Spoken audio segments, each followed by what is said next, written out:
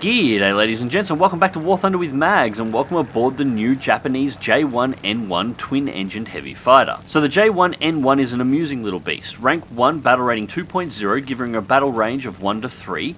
She's armed with a single 20mm Type 99 cannon with 60 rounds of ammunition in the nose, and twin 7.7mm Type 97 machine guns with 1,200 rounds of ammunition, also mounted in the nose, along with an interesting defensive armament of 2 rear-mounted turrets that act as a single turret operated by a single gunner. Each of these turrets is armed with 2 7.7mm Type 97 machine guns, giving a total of 4 MGs with 3,000 rounds between them mounted out the rear. Maximum speed in level flight is 522 km an hour at 16,400 feet with a 25-second listed turn time and a 1,890 feet a minute climb rate, fully upgraded. So functionally, the J1N1 is almost identical in terms of maneuverability and performance as the Key 45 Co that has been in the game for some time, however with some subtle differences in forward armament. Where the Key 45 Co is armed with a 20mm HO3 cannon, the J1N1's Type 99 Mark II, which features a slightly longer barrel for more accurate fire, first appears in the Japanese tree on the A6M30. While this gun has slightly better performance than the HO3, the HO3 has more ammo at 100 shots, allowing for more endurance. Likewise, the Type 97 machine guns on the J1N1 are also taken from the Zero, whereas the Key 45 Co features dual 12.7mm HO103s. This gives the J1N1 a slightly lower burst mass of only 1.36 kilograms, under the 1.88 kilograms of the Key 45 Co, but with slightly better weapons handling for the same flight performance.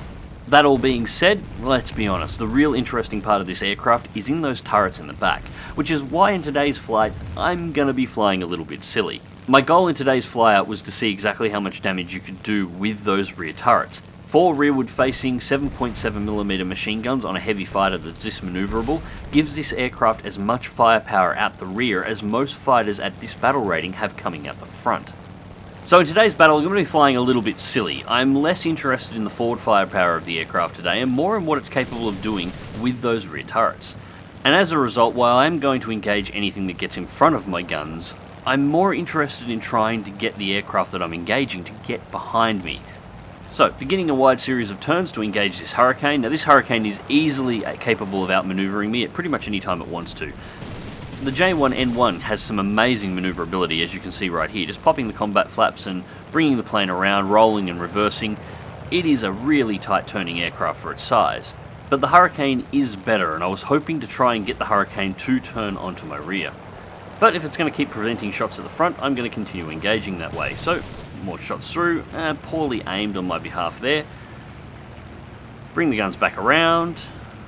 Couldn't quite get the nose up to take the lead fast enough there, but the Hurricane goes into a reversal, so immediately begin to turn the aircraft back and take a lead again. It dips below the guns, and at this point we're getting in nice and close. Bring the guns around on target. It looks like I'm not going to be able to get him on the rear, and if I want to take him out, I have to take him out now. 2 of my teammates have jumped in on the fight, so I have to be very careful with my shots here, straight over the top of both of them, and the Hurricane is eliminated. Put the J1N1 into a wide bank and start looking for fresh targets. And unfortunately there are none over this section of the map, so we have to head back over towards the central portion of the map in order to find some new meat. Just checking, teammates are falling in behind, and we have 4 low, and then I take a bunch of shots from the rear, so apparently somebody who jumped in on my fight didn't like the fact that I finished my fight. Small burst back in his direction just to remind I can shoot in both directions, so don't be a dickhead, and back in on the next target. So we have 3 targets down low to choose from. Now all 3 of them are attacking ground targets at the moment. The Fury is the closest. None of them but the Hurricane are really ideal for what I'm looking for here. But the Fury has presented itself, so we'll take it out in one pass. It didn't really stand a chance. As much as the burst mass on the front of this aircraft is relatively low, as I said earlier, the gun performance is exceptional. So it is actually somewhat unfortunate that the J1N1 faces so many Furies or rank 1 aircraft in general. I'd be much happier with the aircraft if it exclusively fought aircraft such as the Hurricane. These can provide a really good fight. And speaking of Hurricanes, we have a Key 43 engaging a Hurricane Mark IV. He's dropped out of position. The Hurricane Mark IV is exposed. Shots in. Unfortunately, I'm getting really close to stall speed here, so getting the guns around is actually slightly difficult, and I am now out of cannons, so I am down to just a 7.7, so it's going to take quite a few hits. Critical hit on the Hurricane, just continually putting shots in at this point. Hurricane's in a world of trouble and going down. The Key 43 drops in directly in front of the aircraft and blocks the line to the shot, but it doesn't matter at this point. I fire off another burst under the Key 43, don't have accurate aim on it, but it doesn't matter. Hurricane goes down, so that's kill number 3, and at this point I still haven't found anything to get on these rear guns. Now I should also probably point out at this time that this was my second battle in the aircraft, and it is not fully upgraded at this time, so this is the performance of an unupgraded aircraft. Now at this point in the battle, the enemy team has 2 aircraft remaining. We have a Sunderland and we have a Fury. The Sunderland's 5 kilometers out and has been gun-shipping hard. The Fury is once again going for ground targets, so I'm going to go after the Fury first, stop him from taking out any additional ground targets, just to make sure that the match stays well and truly in our hands, and then switch back over to the Sunderland. Fury pulls up into a tight bank, and god, that thing's manoeuvrable, and here's my perfect opportunity. Switch over to the rear guns, take aim, and as I said, the same amount of rearward firepower as most planes have mounted in the front. 4th kill. And I'm actually incorrect. There is a P-26 in the background as well as the other aircraft on the enemy team. However, he is RTB and will actually crash on the runway before the match ends, so we don't see him again in this fight. The Sunderland is the last active aircraft in play. Now the Sunderland's a fun one, because it is a big, slow, 4-engine bomber. This is an ideal target to engage with the rear guns, as at the moment it actually doesn't make sense to engage it from the front. I'm out of 20mm ammunition for the cannon, and I only have 2 7.7s in the front of the aircraft, but I have 4 7.7s with unlimited ammunition sitting in the rear. And the Sunderland works as a really good test bed because it can absorb so much damage that it's actually rather hard for light Japanese fighters to be able to effectively take it out, and it simultaneously has extremely good turret defensive coverage of its own, with its forward turret able to fire directly down. So take a lead and try and put some shots directly into the front of the aircraft. We get a nice critical hit, and we take some hits in return, throw the plane around hard. As I said, I'm not too worried about the damage at this point. Despite the yellow on the aircraft, its flight performance does not change. Now I'm on the rear of the Sunderland at this point, and I actually have to be very careful at this point. The Sunderland's capable of putting just as much ammunition out the back of the plane as it is out the front, and sitting from the rear of the plane is an ideal shooting position. So what I need to do is stay relatively low, spike the nose up to try and get some sneaky shots out at range at about 700 meters, which is what I'm doing now, and then I want to dip the nose right down to the deck and fly underneath it. Now, the rear turrets on the J1N1 can't fire directly up and down. I need to get slightly in front and preferably to the side of the Sunderland, so I've got a bit of angle that will make it getting its shots on me difficult.